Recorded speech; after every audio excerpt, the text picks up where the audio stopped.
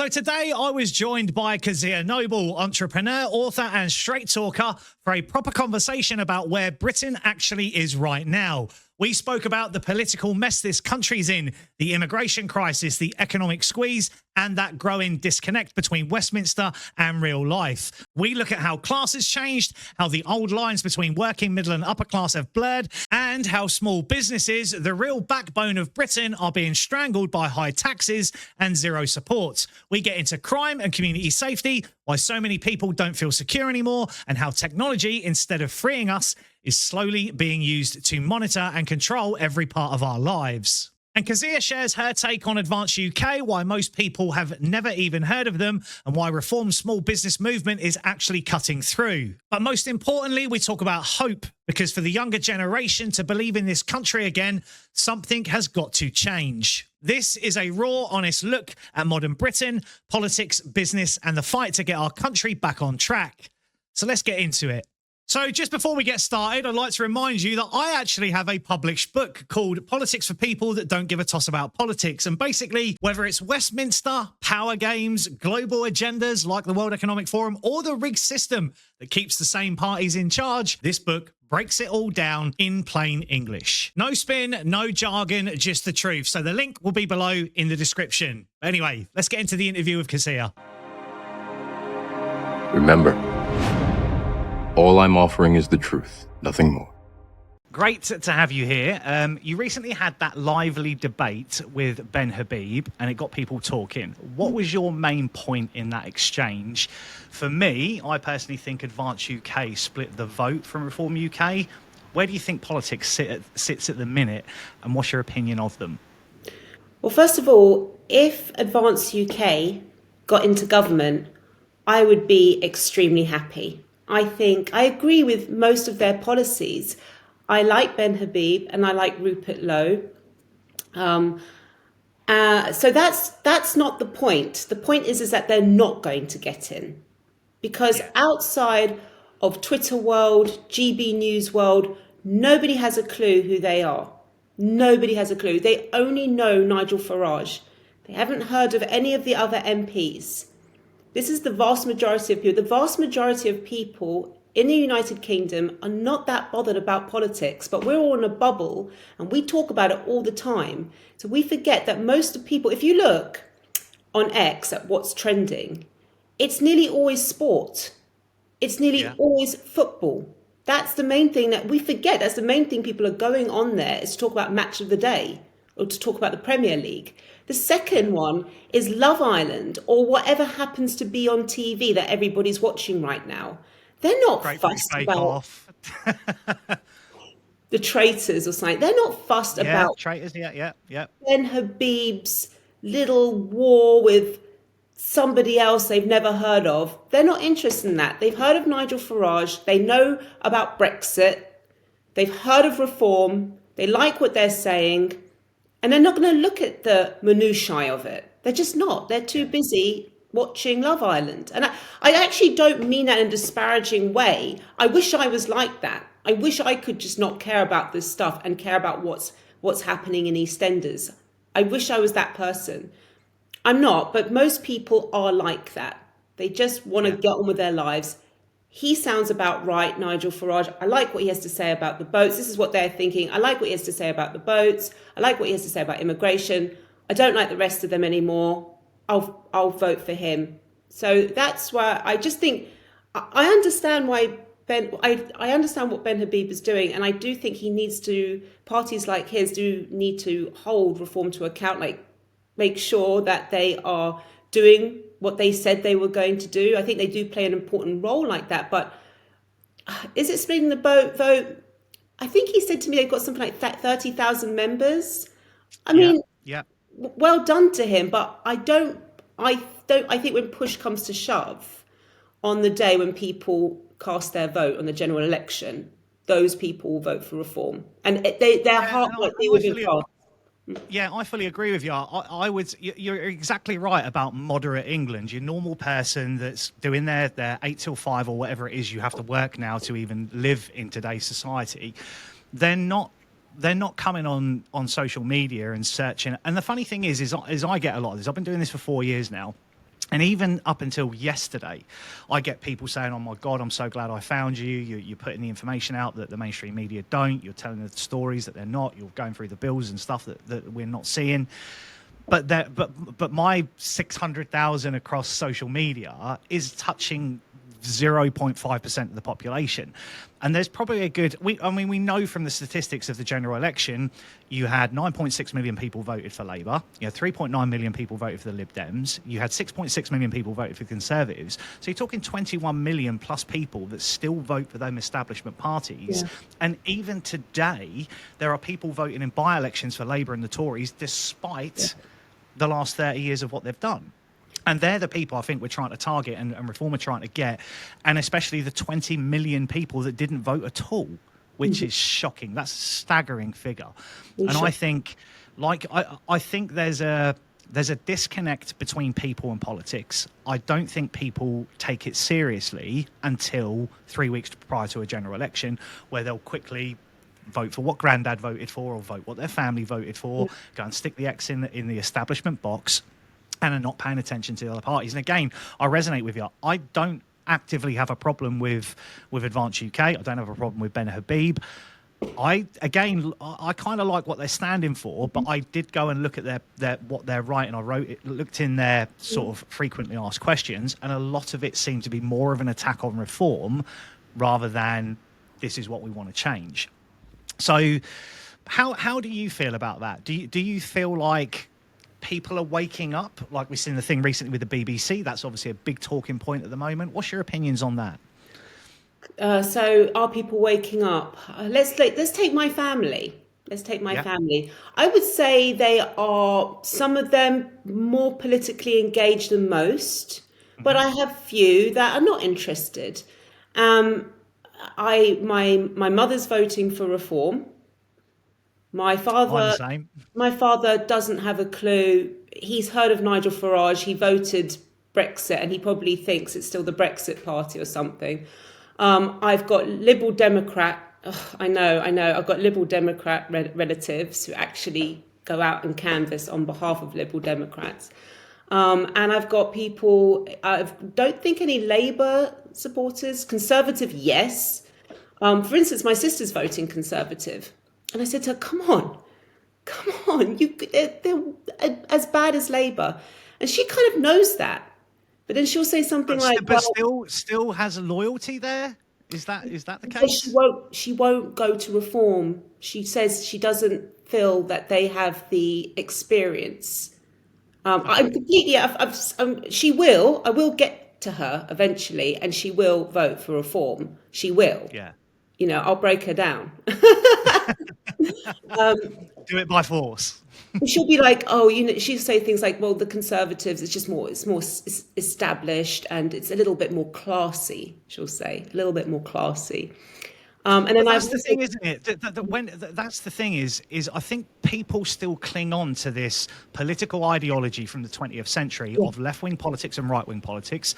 Labour represent the working class and the lower class, and the Conservatives represent the middle class and the upper class. But that disappeared a long time ago because I don't think those categorisations exist anymore. We just have the top 2-3% elites, and everybody else is treading water.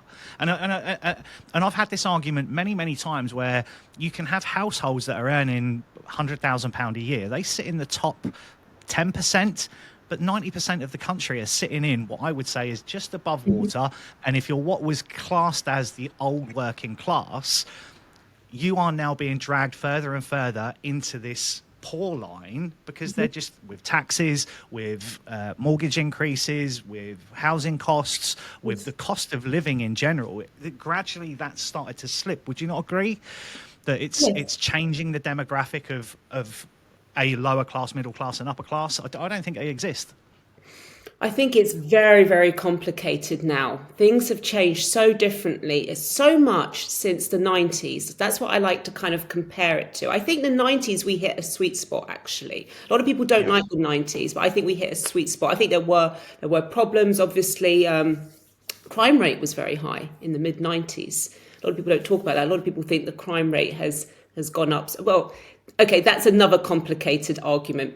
We can touch on that later. But I think like around sort of early 90s, mid 90s, we hit a sweet spot. We had just the right amount of immigration coming in. Things were getting better. The economy was It was balanced. It was balanced. But the most important thing is you had a very clear path in life. So when I was studying at school, let's say I did my GCSEs around 1997, 1996, you just knew that within about 3 years, you were going to leave home. You were possibly going to go to university, and then you'd spend 2 or 3 years, just having a good time. And then you would go and get a flat share with someone for a couple of years, a good friend. You'd have a good old laugh. You'd save some money, and then you'd meet someone, and then you'd buy a house together and start a family. And this actually happened to nearly every single person I knew. Yeah. By 26, 27, and I'm not that old, right? 26, 27, they already had a house and they had their first child, at least one child. Now I look at my nieces, for instance. One is 17 or 18, and one is about 14. And they kind of know they're never leaving home. Right. You have to wait for mum and dad to die before Yeah. you get that money or that inheritance. We've gone back to almost like the Victorian times, it feels. So this whole thing about class, you see, my nieces, for instance, we come from a wealthy family, okay? But even them, with their fairly privileged lifestyle and upbringing, can't afford to move out of the family home at 19, 20, whereas I could. And it was just a given. And that gave you ambition, that gave you drive. And it made you, and it was good for your mental health. This is really important. I didn't have problems at 21, 22. Boyfriend problems. That was about as far as it went. You could get money, you could afford rent, you could live your life, you could plan for the future. There was less restrictions. I could take my car. Like even passing a driving test now is so difficult. And I heard it recently because my niece, similar, she had to take her test. The cost, I mean, I remember my parents bought me 10 driving lessons for about 120 quid. I did those 10 lessons, paid 25 quid for my test, read a few signs down the road, which was considered my, the knowledge side of it. And I mean, now they do like a GCSE to pass that test. And I just remember getting on the road, and that gave you your freedom, didn't it? It's the same generation. So I grew up in the 90s. Yeah. It was a rite of passage. And when you start learning to drive, and when you move out of your family home and you get a shitty little flat share with your friends and you have parties and whatever, this is all a rite of passage. This is what develops you to become a grown-up. You have to go through that, and then you become a grown-up. You've done all that, you've lived that, you've experienced things, you've experienced life, and then you can start settling down and taking things more seriously. So just driving a car, it's a rite of passage. It gives you a sense of freedom. It makes you feel like an adult.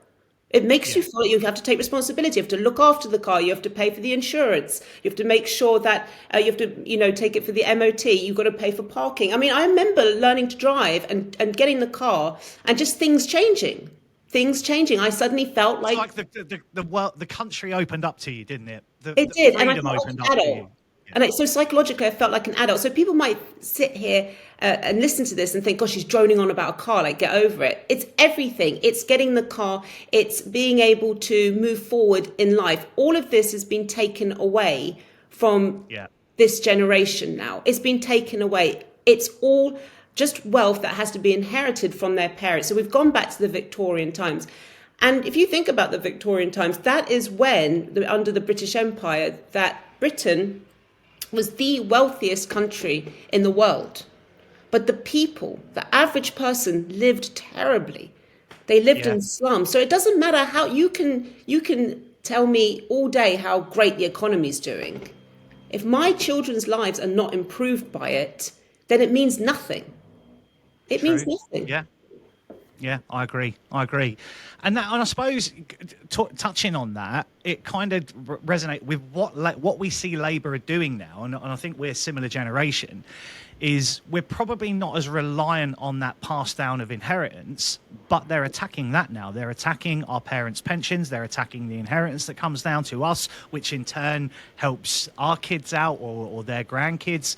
And they're trying to take that back now. They're trying to reduce the 258K tax allowance down to 100 grand, which means you'll inadvertently pay way more tax on the money, which is taxed money originally. They've already paid the tax on it. So you're basically being scrutinized and demonized for saving and being good with money is what they're trying to do.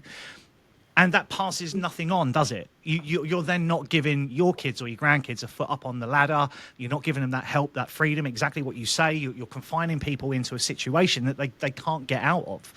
And it becomes inherently harder and harder and harder. So with regard to that, obviously, you're a businesswoman yourself. You've obviously been successful in what you do. How do you feel business is going now? How do you feel society is, the economy is? Do you see it getting better? I own a small business, a limited company, and we got hit by the Conservatives of that 25% corporation tax. Yeah. Unbelievable. But you have to keep in mind, on top of that, it was the small businesses that didn't get any help from the governments, didn't get any handouts during the COVID restrictions, during the lockdowns. So they were the ones, the small businesses, most of them, that were keeping things ticking over, keeping things going. And they got no handout. And then they were punished with this rise in corporation tax. The VAT threshold is way too low also. This is costing my business so much money. Yeah. The VAT I'm paying. What do I see back? What do I see back for this?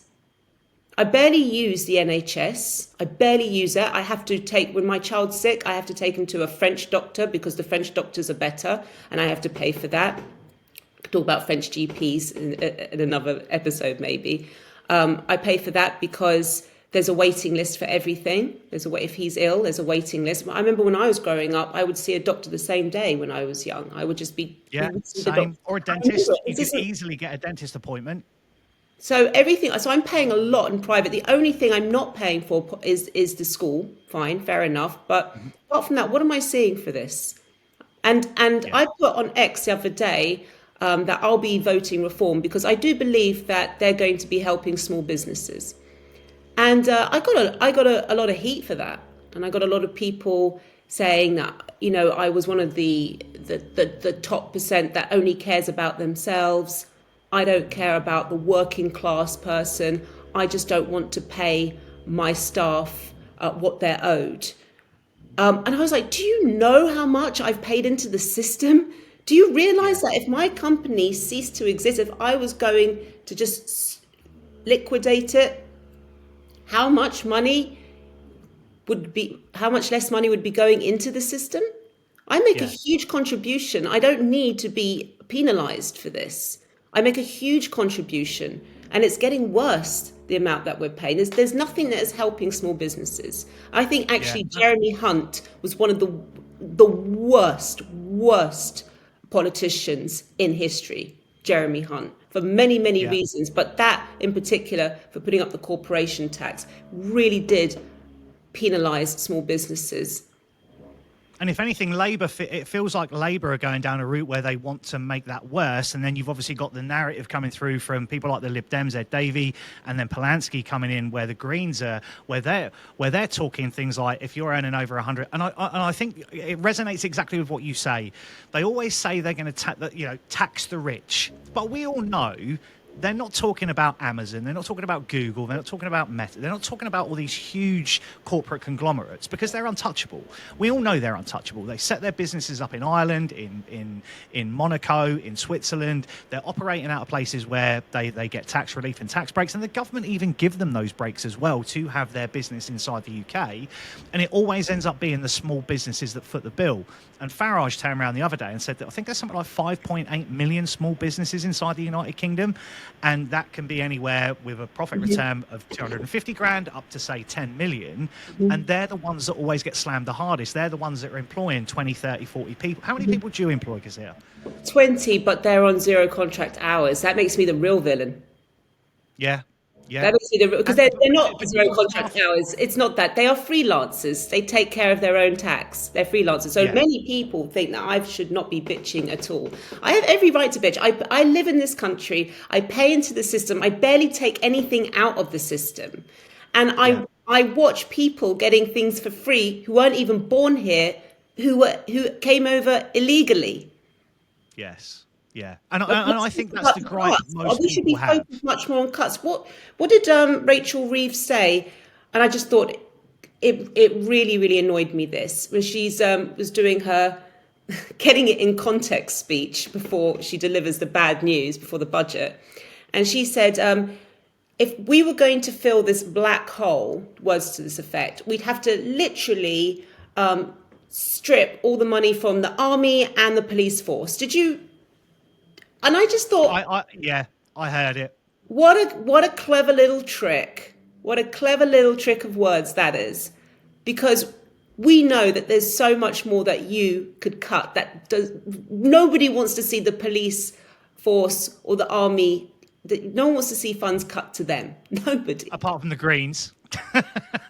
They'd get rid of a lot of them if they had the chance, I think. But you're right. Yeah, it always seems to be they cut. Yeah. I'll give you an example, right? This is really important. And Alex Jones was talking about this. I like Alex Jones a lot. And she was saying that she's, 41 or something. And she's obviously very successful, probably worked hard her whole life. And she has. She talks about how she's been working since she was very young. And she's just now managed to buy her first house. And it's hundreds of miles away from where she has to go and work. And she was saying, like in London, growing up, like you would see places like Queen's Park, Kilburn, West Hampstead. They're not such like the nicest parts of London, but they're always like, they were always near a station. They were quite convenient for people that wanted to go and work. You'd get a little terrace house for very cheap. It wasn't your dream house. It wasn't your forever home, but it was like something that you could start off with. And she said, that was what I should have had. Like, I can't afford that now. You can't afford these little terrace houses in Kilburn, in West Hampstead, in Acton. You know who's in these houses? It's all migrants. Yes. I'm telling you, I live in a very expensive part of London, and I have to drop my son off to play football in, it's kind of near where Grenfell was. And those terrace houses are all occupied. You can see when I'm parking there, it's all occupied by migrants, all of them. Yeah. And these houses are worth now on the market about £800,000. When I was young, they were worth 70,000. And as I said, they weren't your dream home, but you were always near a station. It was always convenient. You were central. Owning a central London little terrace house now is unthinkable. And it makes me so mad to see that people who don't even need to be near that station, they don't even need to be near one, are getting those houses. It doesn't make, this is where we could be cutting and make, sorry. Yeah. No, go on. No. Yeah, because you're exactly right in what you say. And it's kind of, you're removing that first step from the youth, from the younger generations. It's really important, this. It's really important what we're talking about here. We have to restore hope for our younger generations. You take out hope, and that's it. That's when everything unfolds. That hope is crucial. And I think if you go, I think it's the same thing. I think young people are a lot more politically active than, say, our generation back in the, because I know I wasn't. I know I left school in 93, 94, and I didn't give a monkey's. It probably wasn't until I was 21 when Blair got in 97. And I voted for him. I've openly admitted that to people before, because you're young, you're a builder. You've got this guy turning around and saying that they're going to put the price of beer up or reduce the price of beer. And that's what you vote for. And then it's not until you get a bit older that you pay attention. But I generally do think the young people today are paying more attention to politics because of these issues, because they're finding that they need 30, 40,000 pound deposit for a house, whereas back in our day, it was more like 5 to 10 grand, and it's quadrupled. And they just haven't, who's going to earn that? Okay. The jobs aren't there. This is complicated, this bit. Okay, so yes and no. There are going to be teenagers, young people who are going to do exactly what you've predicted and say, hold on, I can't afford this. Something needs to change. Labour aren't doing it for me. I know Conservative aren't doing it. Let me see what the other parties have to say. And they'll make the right decision and they will vote for reform. But you've got a lot of young people who are still being told that the thing they should be concerned about is climate change. Yeah. Now, this is really important because I don't care about it at all. It's just, maybe I should care about it, but I just don't even think about it. So I'm sort of presuming, is it that important for many other people? It is hugely important. I speak to younger people who are like 18, 21, and they say they really are scared about the future of it's called climate anxiety, isn't it? They're also concerned about trans a lot still. I know this is something that people, it's kind of changing direction slightly. In our world, in their world, not so much. It's still a very, something that's very important to them. So you've got climate, you've got that, they're very upset about Gaza, a lot of them. So these are all things which actually don't really have much play much significance in their life. But it's almost like a distraction. It's like, let's worry about that stuff. Let's make that the priority whilst Rome is burning. It's like whilst I can't even get on a property ladder. And then I think that a lot of them on top of that, and I said this is complicated, so it's very nuanced. I think a lot of them have also accepted that they are staying at home for the foreseeable future. It's when me and you were young and we'd hear about a 31-year-old at home, it'd be like, what's wrong with that? It'd be weird, Yeah. Now, it's like condemnation. Yeah, now it's just the norm, isn't it? Like you say. It's normal. It's normal. Yeah. It's normal when you move out of your home also at 28 or whatever it is, when they finally do save some money, to go live in Leytonstone, which is like on the other side of London, with a bunch of migrants right next door and sharing a kitchen with 4 strange men. It's kind of like, that's it. That's your rite of passage. You see, the thing is, our expectations have dwindled. Our expectations have been lowered hugely. Again, think about when we were young. World was our oyster. We could live in central London doing a pretty shitty job also. But you're very right in what you're going to touch on there. Secretaries in the 1990s could afford at least a flat in London. It wouldn't be in Mayfair, but they can't do that now. It's impossible. So back to the question about younger people, a lot of them are still distracted with, the environment and all this kind of stuff. And they're the ones that are going to be carrying on voting for the Greens, for Labour, because they think that's what they should do. That's the right thing to do. But what you've got to look out for is Generation Alpha. Now, they're the ones that are going to change everything. Gen Z, not so much. Generation Alpha, I think it's from born 2013 to, I think this is the last year actually now. And I listened to them talking, and they're very right-wing, the stuff they're saying. And the reason they're doing it is because they are rebelling against their millennial, hippy-dippy parents, liberal parents like me, right? Because I do have, what people don't realise is I do have some very liberal views on things. But naturally you will have. But that's the thing. I firmly believe, Kezia, that you will have. So for me, I would consider myself an environmentalist. Like, I believe in I live in an environment, in a conservation zone. I believe in growing trees, protecting our greenery, which is why I'm anti-net zero, because anti-net zero is about destroying green land and environmental land to put up windmills and solar panels. And in my area, We've got one of the biggest solar panels going down in the UK in the Sonica solar farm. It covers like 3,000 acres, and there's no credible conservation paperwork or research been done to say how damaging this is going to be, because they haven't done it before. So to sit there and say that you're putting these metal structures, this reflective panels on that kind of scale with the electrical battery, and the other thing they haven't tested is the battery storage. So for me, I'm completely against polluting our rivers, plastic in our seas, single-use plastics. That for me is what the Greens used to represent.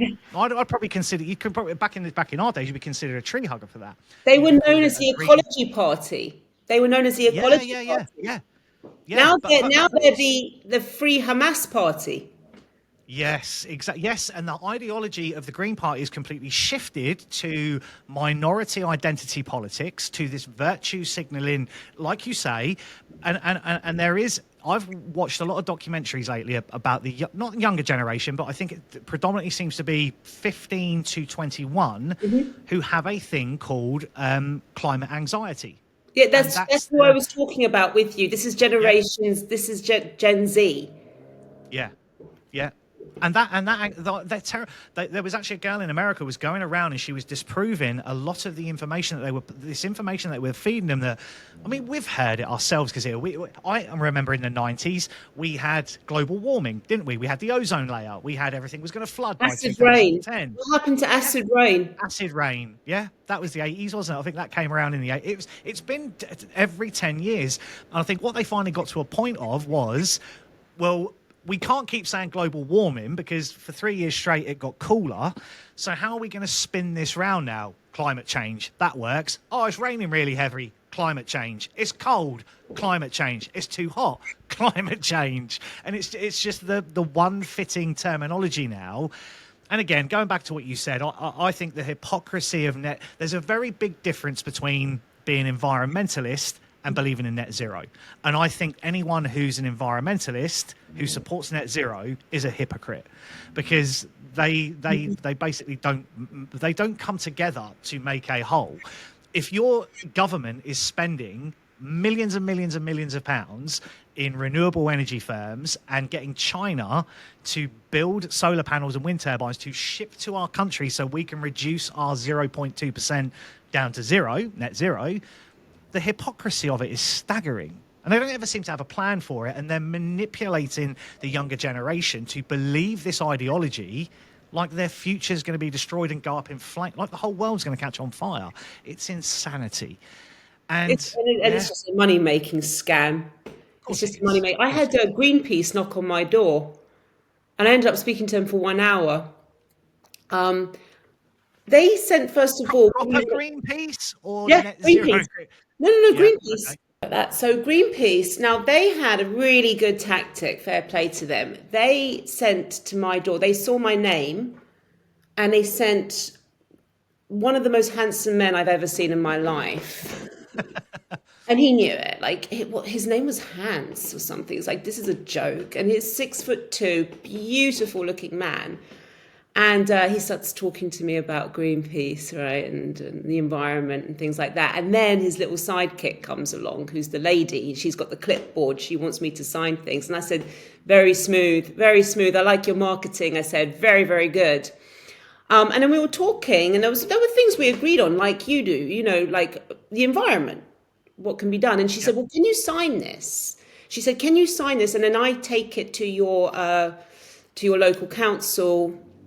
And it just shows that you're somebody, or that we've got a certain amount of people that have expressed concern for, I don't know, the park or the trees, whatever it was.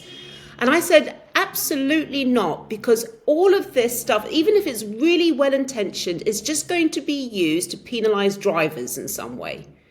It will just be used to saying, right, okay, this person cares about, all these people care about the environment. Let's up vehicle tax. Let's raise parking prices. Let's restrict parking. So I said to them, no, and I explained why. Because it's just used to penalise drivers and make our lives even harder. Always. It's just a way to make money. And drivers are cash cows on wheels. It's And, easy to put money and up. you're right. It goes back to the young people now trying to get that freedom and trying to get a car. Insurance rates are through the roof. Fuel is at all-time highs. Tax on your actual vehicle to be on the road. Now we're going to have pay per mile, which when the calculations have been done on pay per mile on anyone who owns I've got an EV, not an EV. Sorry, I've got a hybrid. I bought a hybrid specifically. I don't want an EV because I don't think they're right yet. I don't think we have the tech for them, but I still want to stick to having the petrol option.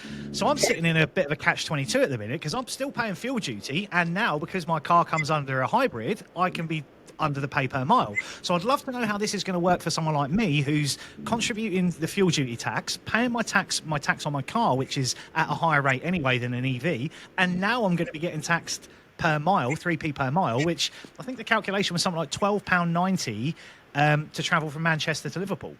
So it sounds like to me that the more you pay, the less you get.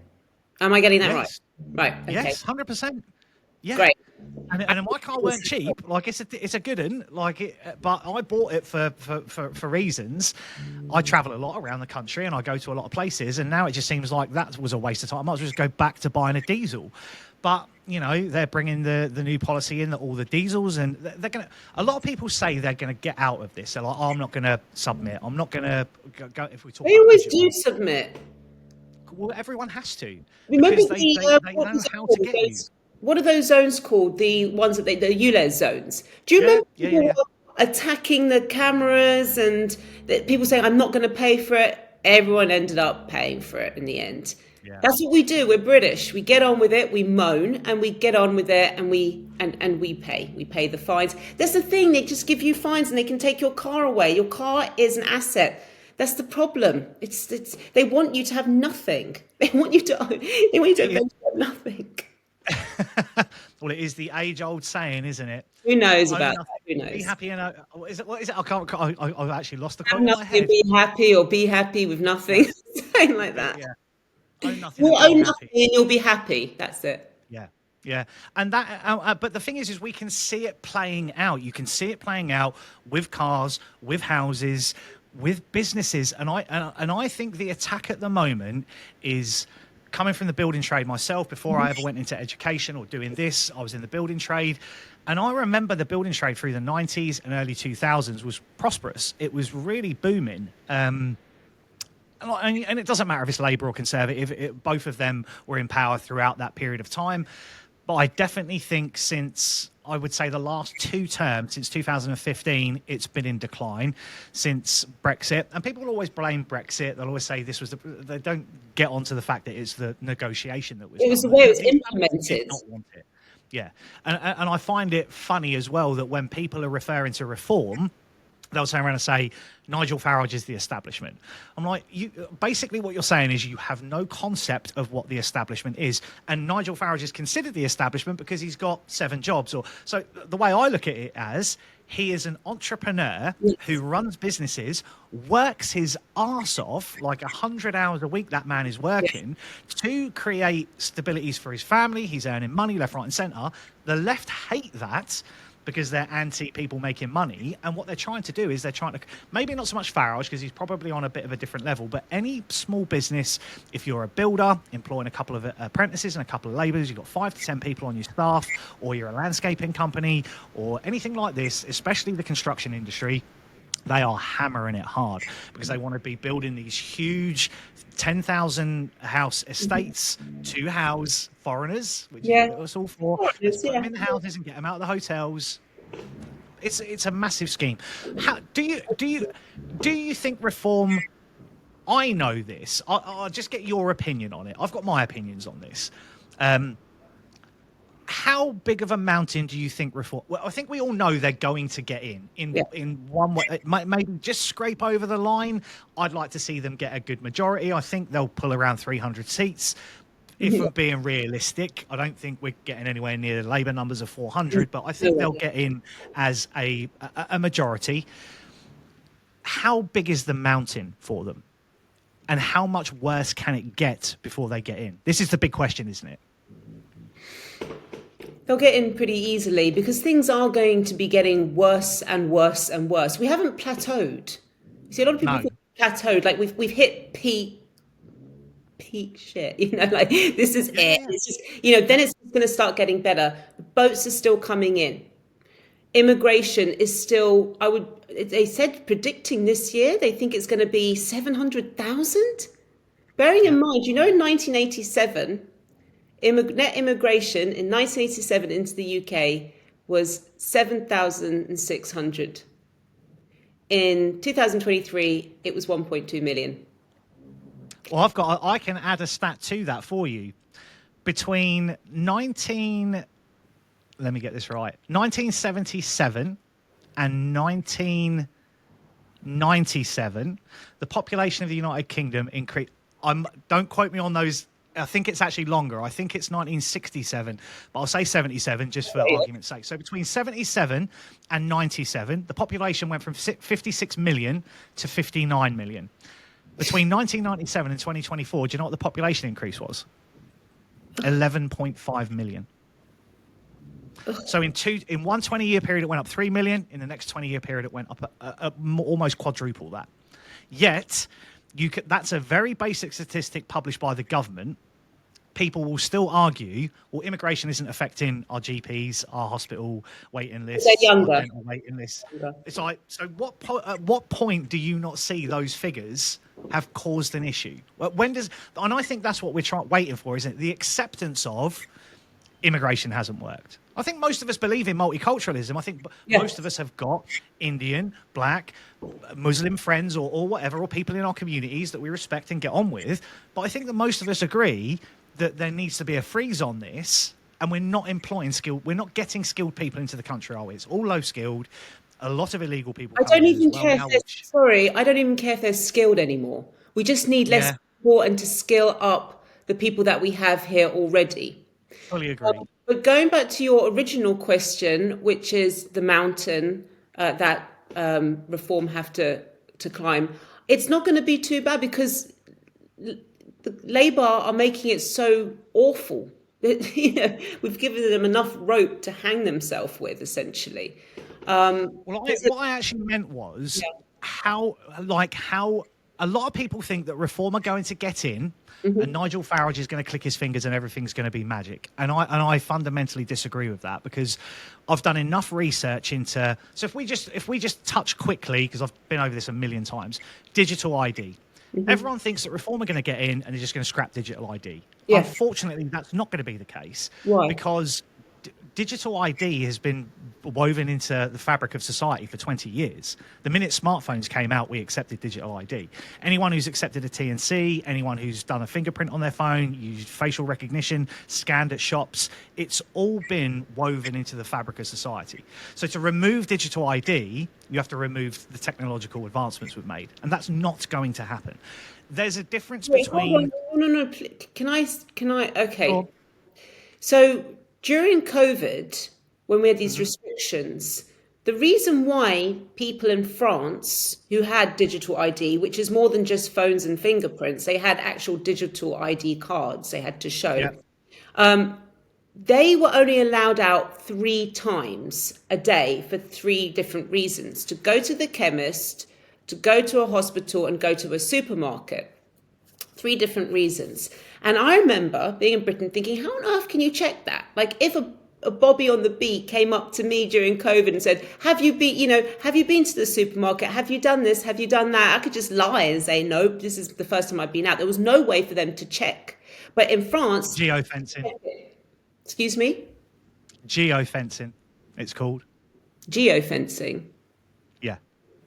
So well, my point is that those people in France were really restricted, and in Spain they were really restricted. We weren't, not in the same way. So if I went out, there was loads of times the police said, "How long have you been out for today?" I went, "Just came out." There's no way they could check, but they could check in France, and you could be punished for it. You could be penalised for it, and that's the difference. So we had phones and fingerprints and credit cards, but we didn't have those cards that we could hand over, and they could check and tick off and tell us how long we'd been out for, what time we were expected to go home by. Yeah, but that's the misconception, Kezia. That's where people have missed the point here. So That technology exists everywhere. It's called geofencing, and it exists. Anyone who's got a Wi-Fi router, anyone who's got a mobile phone, it's going to be the way they do targeted advertising in the future. So if you're walking past a shop, the Wi-Fi emitter in the Wi-Fi router in that shop, people better correct me on the technology of this. I don't think it's the same I know thing. it exists. It's already there now. So basically, as you walk past a shop, you'll get an instant notification on your phone or some kind of advert. We all know that if you talk about a certain subject with your friends, the next day you go on Facebook and you'll see a load of adverts about, you're talking about going to Silverstone, next you'll get a load of adverts about Silverstone and where you can get tickets from. Well, that's kind of the principle of geofencing. So your devices listen to what you say all the time. If you've got an Echo, your mobile phone, people turn around and say like, well, I never use facial scans on my phone. All right. Well, how do you think Apple and Google know that you're not using your facial scan? Because you've already accepted the T&C to say that the minute you look at your phone, they can take a photo of your face. So all the stuff is already there. And what they did under the Data Use and Access Bill in June was removed all those. What you were talking about with COVID is they've corrected all that. They've corrected their ability to be able to use those restrictions. Okay, since then? Since June this year, yeah. Since COVID. They've now, but you're telling me that if we had another COVID and we were told you must only come out of your house for 1 hour a day. They can actively track it now. I've got no card to show them, no way to prove. They could track me, but I think that that wouldn't be instant. They wouldn't be able to instantly come up on a system and say, you were out 2 hours before, you're lying. Whereas in France, they could do that. They could just check. This is the problem, Kezia, because what's actually happening is everyone thinks it's going to be a physical card. It's not. It's the Gov1 app, which is out now. Okay. So essentially, when you it's what I'm. But what they'll do and what they're going to start, and they've already started doing it. You must know this yourself. You've probably to re-register your business, or if you haven't, you will have to do this to re-register your business or to go through your limited company process. You have to accept digital identification verification now to do that. And they had 1.2 million people sign up this year for it because people need their businesses. So there's going to be little steps that they're going to make. So it's kind of like they're not going to take cash out of society. They'll never turn around and say we're removing cash from society. They just make it overly convenient to use contactless payments. And how many people do that now? Everyone's using their Fitbits, their watches, their phones to contact. I see it all the time. Everyone's using contactless. Very few people. You're now starting to see ice cream vans with contactless card payments. So it's kind of a shift over 20 years that they've done this. The digital ID thing that Keir Starmer said is like the cherry on top of a very big iceberg. You're saying the whole process has been very incremental. Yes. If they do bring out steps. Okay, I understand. Most people don't know this. Every single car manufactured after 2022 carries a. This is the funny thing, right? Between 2015, I think, to 2023, do you ever remember hearing about, maybe going back to your niece and nephew when they were doing their driving stuff? Do you remember they brought the black box out? If you've got a black box installed on your car as a learner driver, that monitors your braking, that monitors, you got cheaper insurance. Well, guess what that was? That was a trial scheme for them to be fitted on every single car in the future. And it worked. So now every car after 2022 has got a black box. So the minute you buy your new car or sign up for your insurance on your car, you inadvertently sign a T&C that says that insurance company can access your box based off your license plate. They can record that data of how far. So this is what people actually found this year was because this had happened on cars from 2022. They were renewing their insurance and finding out their insurance had got a massive hike. Couldn't really get much information off the insurance company, but what was happening was the insurance companies were recording the data, how many miles you actually drove, how much heavy braking you did, how many times you were speeding. They're not going to do you for it and take everyone to court. But what they did is increase your premium. Yes, I understand. What they should have been doing, what it was there for, is if you had been in an accident, it could have recorded what had happened. But now they're tracing everything that you're doing. I understand. It's very Big Brother. And gradually that gets worse. So, people are going on about, well, how are they going to track the 3P? Well, that doesn't come in until 2028. So after 2028, the policy, the Data Use and Access Act, will give the government, which is already overriding GDPR, so they've already brought the rules and regulations in, and all they're going to do is they've got the foundation. Now all they've got to do is put the little pieces on top of it. So it'll be your car, it'll be your phone, it'll be geofencing, it'll be where you travel, how much you spend. But why do you think that reform won't stop this? Do you think they just won't reverse any of it? I don't think they won't revert. My issue has never been with technology. So I embrace technology. I'm a tech guy. Like, I embrace technology. Me too, My problem is who controls it. That's the problem. I think who controls it and how they use it against us. Like, inherently, me and you grew up in an use era. Technology to control migration. I mean, Then that's a good thing, yes. Yeah, But I if it's then to control society, that's a bad thing. So it depends what they're using it for. If they're using it as a security benefit, if they're using it to track criminals, if they're using it to make criminality worse, fine. But if you've got a government in power that are then using it to shut down a political narrative, for example, they could then use the Data Use and Access Act to shut my social media accounts down, or yours, because they don't like what we say. That's when digital authoritarianism comes in, as opposed to digital progression. Does that make sense? 100%, yeah. I've always said that they're using this technology. I mean, I see speed cameras everywhere. Absolutely everywhere I see speed cameras. And we're now restricted to this 20-mile-an-hour nonsense. We were like driving around like clowns in our cars, going really, really slow. It feels very weird, can't get anywhere.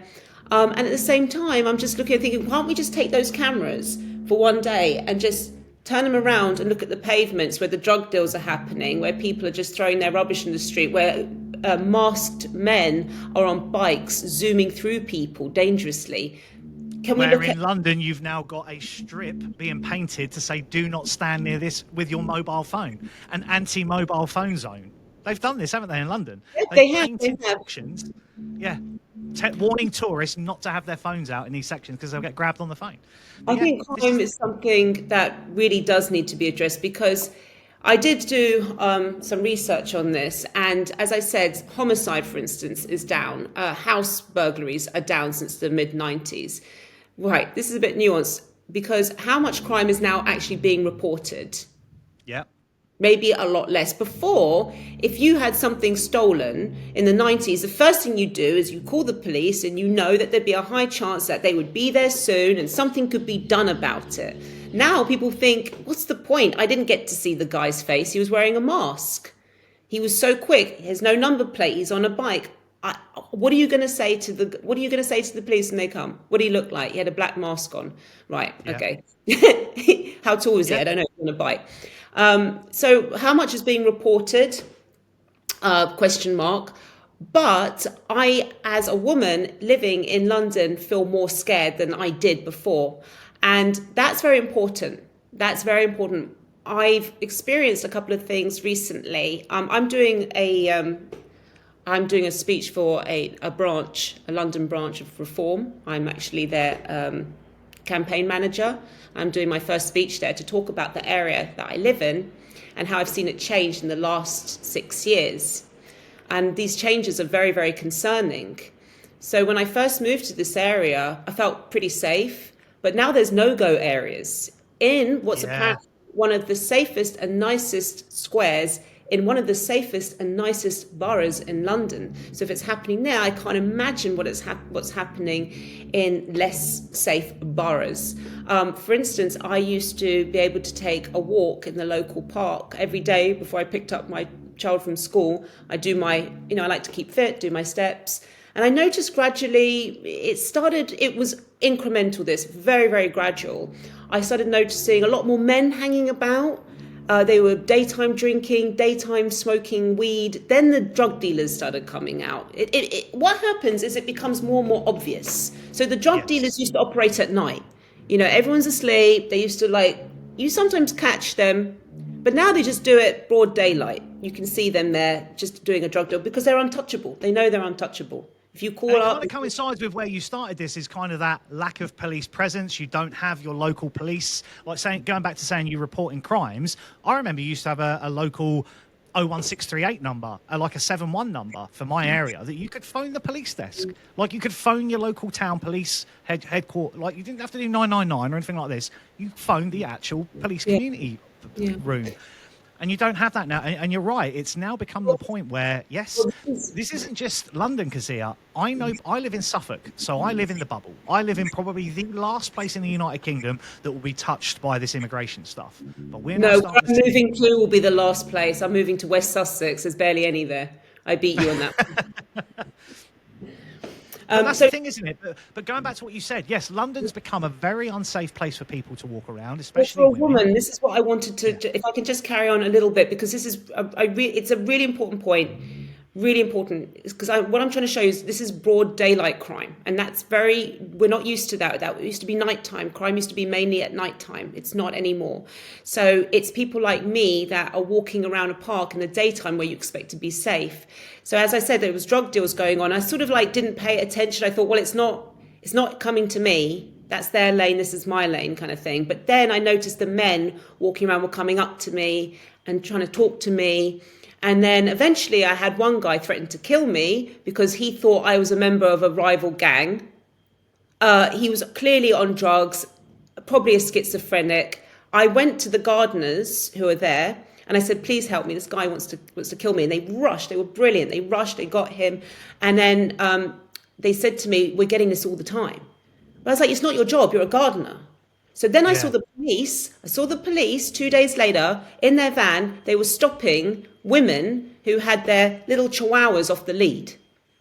And I said, oh my God, are you seriously missing what's going on in this park and targeting these women? Then this is the biggest shock in this area. So migrant hotels are like literally popping up everywhere. And what people don't realize is migrants don't stay in their hotels. They like milling around all day. And they will go to parks. They will hang around the street corners. And they go now to libraries. So that's another no-go zone, is the library. The library I used to go to, half of it is for children. So there's a lot of nannies and mothers with young children. And our migrant men waiting to use the toilet facilities there, eating their food and just doing nothing, milling around. It's so inappropriate. So I spoke to the librarian. I said, I do not feel comfortable with this. Now, I appreciate, like, always the libraries would have like the homeless guy that would come in and he'd sit on a couch and fall asleep. We're not talking about that. These are men who look very aggravated, who are hanging about in a place that is inappropriate for them to hang about in. And she said, we can't do anything about it because they're not breaking the law. Well, eventually, and this was about 4 or 5 months ago, I was sexually assaulted in there at 4 o'clock in the afternoon in front of my son. Wow. I said, so you had to wait. I said, so because of this, just letting these people in, everyone's saying we can't do anything about it, I had to be sexually assaulted eventually. And unfortunately, Kezia, that seems to be the narrative. 4 o'clock in the afternoon. This never happened. I'm not going down the sketchy parts of London, 2 o'clock in the morning down a dark alleyway. I'm in a library. I'm in a library at 4 o'clock with children and I'm sexually assaulted. That's shocking. And it seems to me that the failure of the police is going back to what you said, they're focusing on things that are not important because there seems to be this narrative now pushed down from government and higher forces that this is supposed to become acceptable. And I think we become immune to it. I remember a while ago, I think it was about 2 years ago, we were starting to see the increases in knife crime. And we'd hear about young people being stabbed and gang violence and stuff like that going on. And I think back in our day, if you heard someone had been brutally, like let's take, for example, the recent attempted murders on the train, the 10 stabbings and the heroes that helped out with that.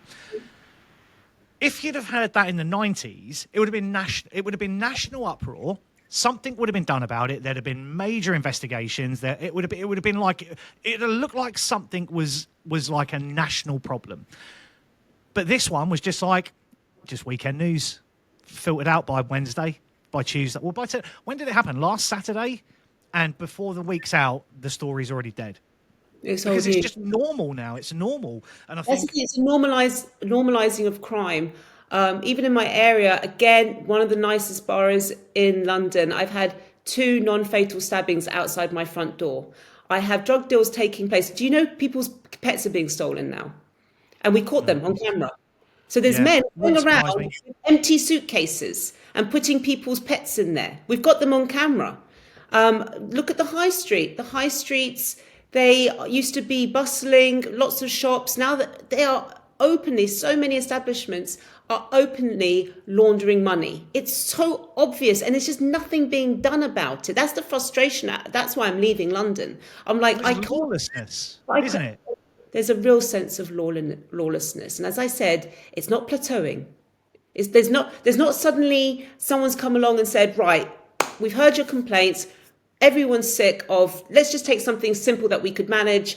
We're sick of all these men in masks on bicycles, on the pavements, driving really fast through people. So we're going to now have these people in place. We're going to stop them. And, you could see something happening. Nothing's getting done. There's no deterrent, is there? There's no deterrent.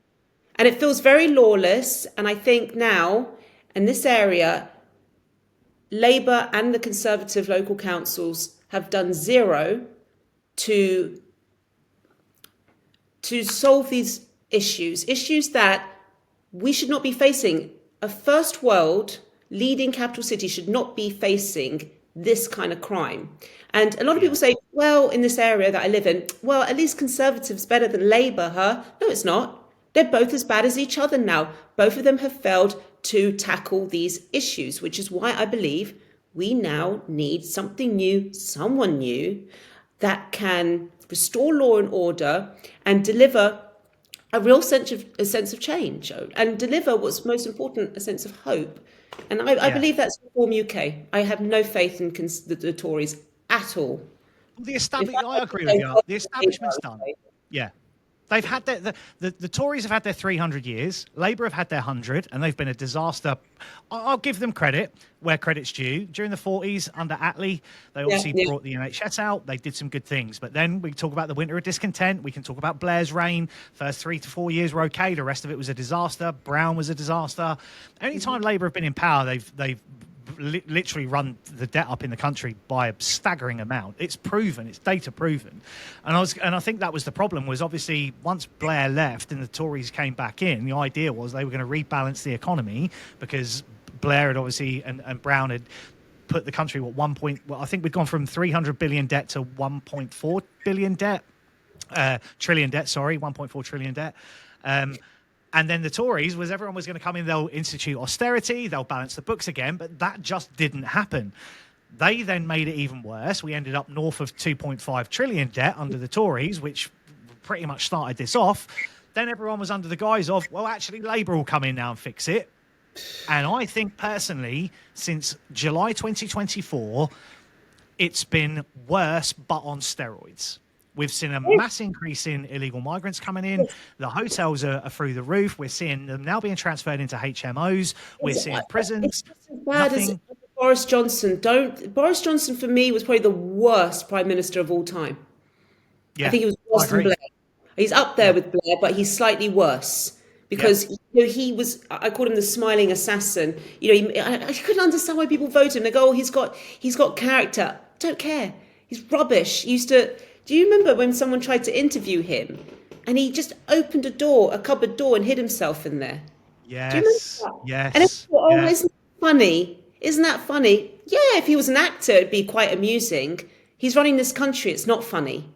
It's really not. This is a serious job, and he failed at it. He failed at this job spectacularly. Spectacularly. Yeah, I agree. Sunak, all of them. The amount of people, look at the numbers. I keep saying to people, just look at those numbers that came in. They won't. It's not benefiting society anymore, having these numbers, even when they're skilled. It's not benefiting us anymore. There's too many people. And if I hear one more person say, yeah, but it's because of the falling birth rate. The reason we have a falling birth rate is because of high immigration. If people, back to the original topic, if teenagers have no can't see any vision of moving out of their house one day, of starting a family. If you've got people who are 30 years old, husband and wife, having to go out and work, they're only going to have one child, two children at a stretch, because they have to both pay for that mortgage. Why is the mortgage and rent so high? Let me think about this here. Oh yes, because we have such huge demand. So these are not separate from each other. These are not separate, they're all connected. You cannot look at mass immigration and say, that's got nothing to do with all this other stuff. It is connected to nearly everything, mass immigration.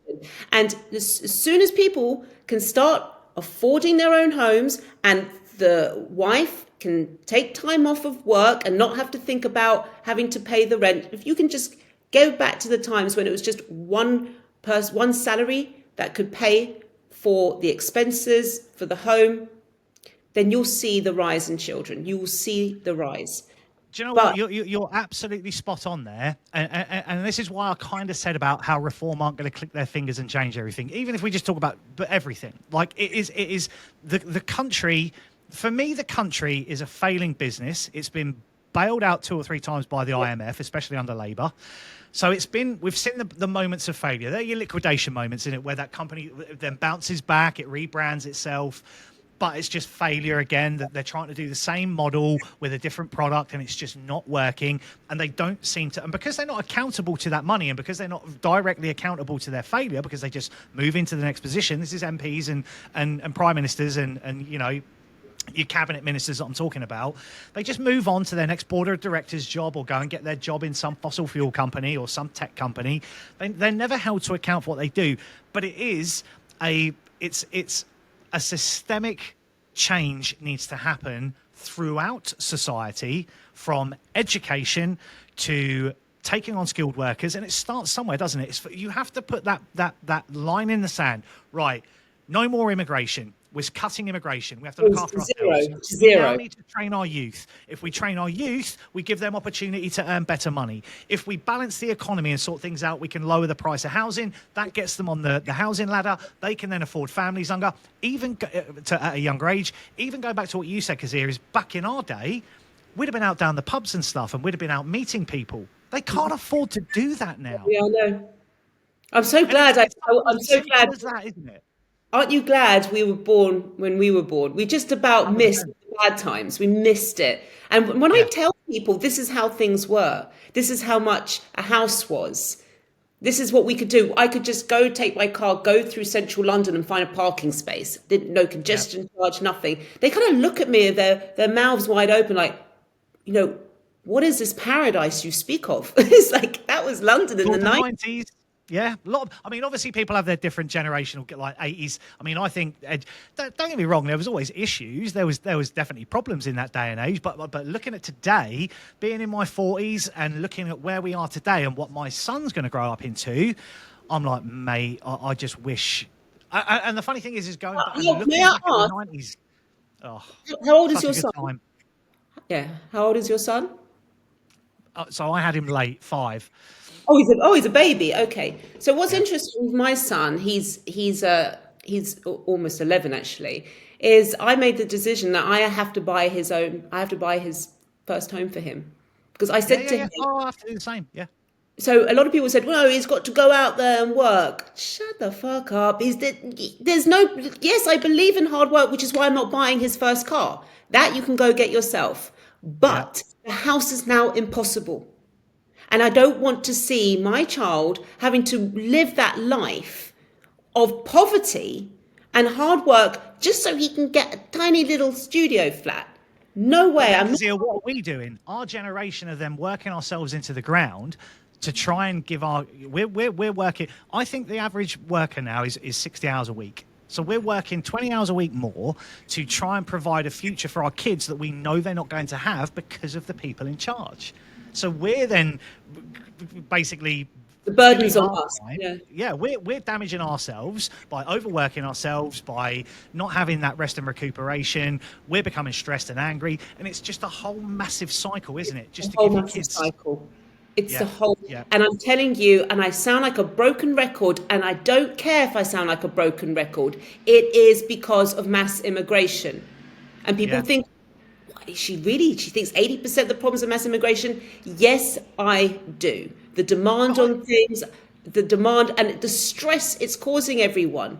And it's even yeah. just, if you take away that and just look at when you used to be able to go on public transport in the 80s or the 90s, being able to get a seat, being able to find a parking space, not having the demand on the local school, like, oh, I've got to be living on top of the school so I can get my child in there. When I went Yeah. to school, actually, when I grew up, it was a declining population. And I was talking to my mum about it the other day, and she was like, things were better. What's wrong with a declining population? She goes, things were good.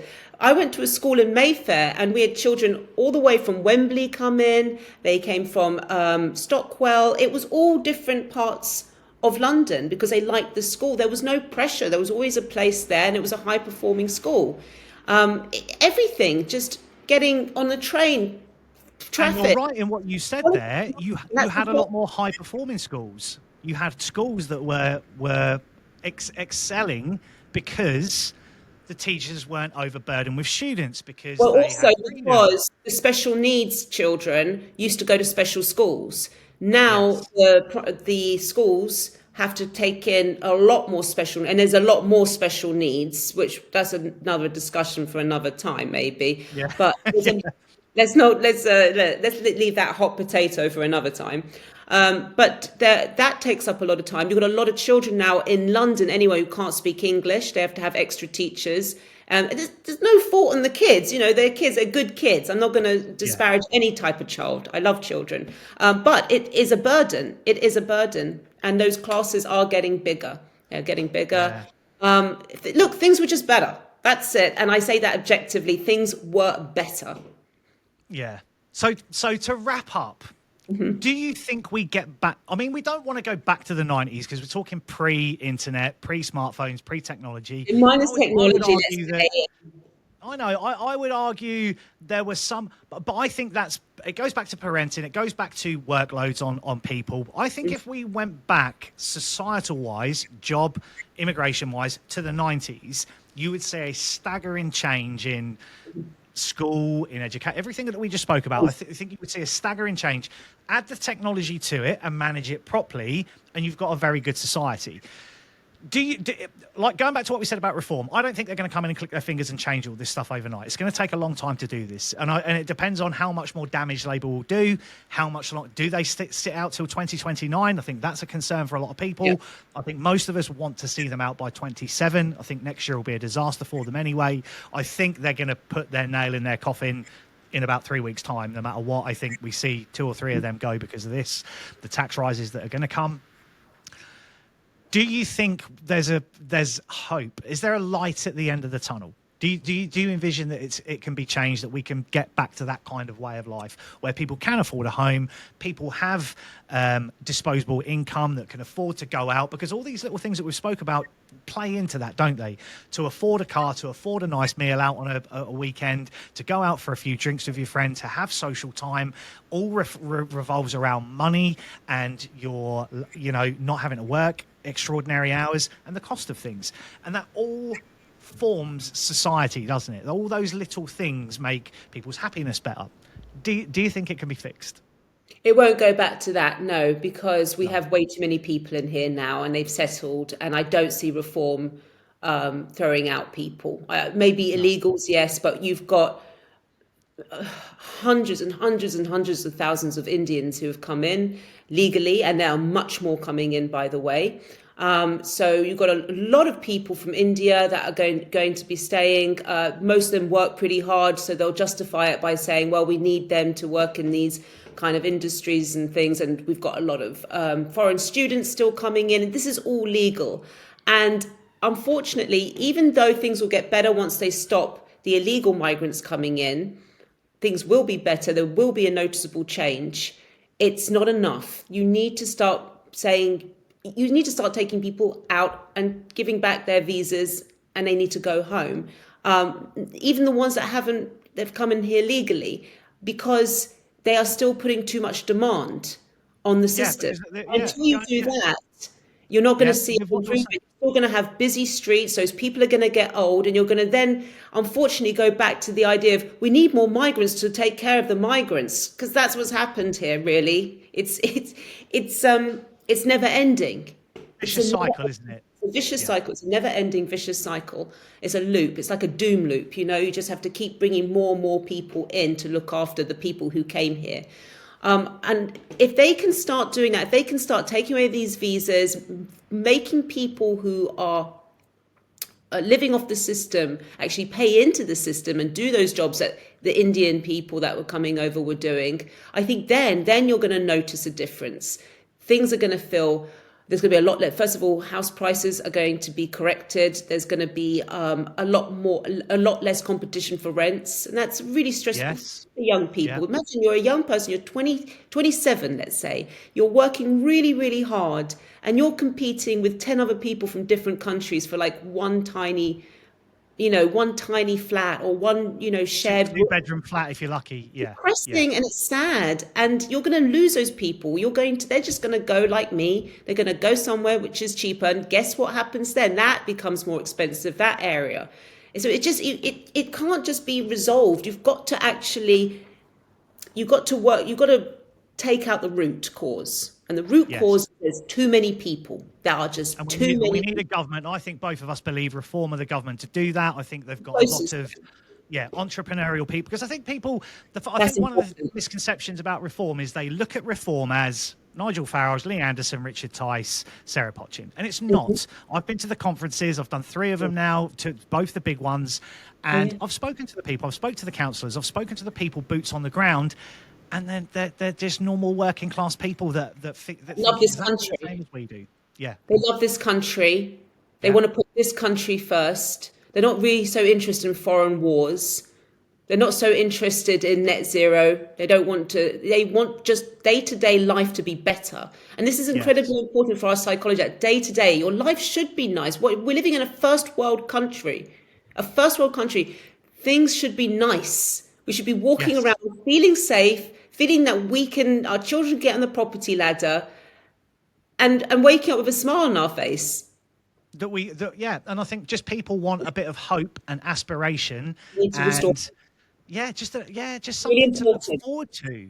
Yeah, to and we look at haven't had that. We haven't had that for 20 years. Yeah. what happens when you take hope out of society. Yes. And, Very and that's been systematic demise for at least the last 30 years, but I think absolutely slammed home in the last 6. The last 6 Yeah. has been the worst. Yeah. Yes, it has. Since COVID, it's been relentless. It's been relentless. Well, we tried to put the world to rights, everybody. But it's like me and Kezia will agree, it's going to be an uphill fight. It's going to be an uphill fight. It's going to be a battle, one that I think we're winning more and more people over, and I think more and more people resonate with the things that we just spoke about today. Let's just hope they get in, and let's hope they do what we think they're going to do. Let's hope that they hold to their word. And I think that's where the one last thing I will say is where I think people miss the point of backing a political party, becoming a member of that political party, is you're supposed to hold them to account. That's the point of you being a member of it. If you're going to support a football team, you're not going to like every player that plays for them, and you're not going to maybe like the tactic they use, and they're going to lose from time to time. But you help them, support them, and influence them in a way that they work for you. And I think we've lost that. That's what we've lost. And I think hopefully Reform are giving people that. And I just hope we can get more people behind them and get them voted in and just see what they can do. Time to unite. Time to unite. There we go. Perfect send-off. Thank you very much, my dear, for coming along today. It's been a pleasure talking to you. And I think we'll leave that there.